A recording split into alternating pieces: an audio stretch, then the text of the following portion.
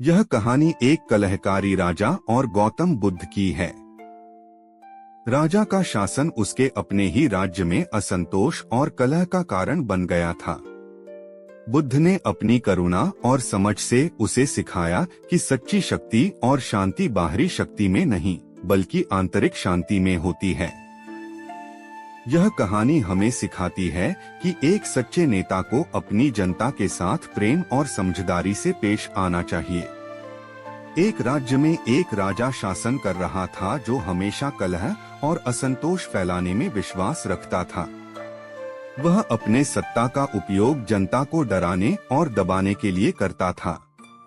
राज्य में हर ओर तनाव और अराजकता का माहौल था। लोग उसकी दया और समझ की कमी से परेशान थे। गौतम बुद्ध उस राज्य में एक दिन पहुंचे और उन्होंने देखा कि राज्य में असंतोष और कलह का माहौल था। उन्होंने राजा से मुलाकात करने का निर्णय लिया, यह समझते हुए कि शायद वह अपनी स्थिति को बदल सकता है। राजा ने बुद्ध से कहा, मैं अपने राज्य में शांति और अनुशासन लाना चाहता हूँ, लेकिन जनता हमेशा मेरी बात नहीं मानती और अराजकता फैलाती है। मैं क्या कर सकता हूँ? बुद्ध ने राजा को शांतिपूर्वक समझाया, शक्ति और डर से आप केवल अस्थायी शांति प्राप्त कर सकते हैं, लेकिन सच्ची शांति और सुख तब आती है जब आप अपनी जनता के साथ प्रेम और समझदारी से पेश आते हैं।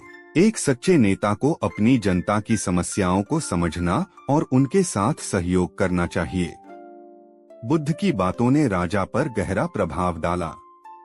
उसने अपनी शाही नीति को बदलने का निर्णय लिया और जनता के साथ अच्छे संबंध स्थापित करने का प्रयास किया। राजा ने अपने शासन में न्याय और करुणा का सिद्धांत अपनाया और धीरे धीरे राज्य में शांति और समृद्धि लौट आई। बुद्ध की शिक्षाओं ने राजा को यह सिखाया कि सच्ची शक्ति और शांति आंतरिक समझ और प्रेम से प्राप्त की जाती है।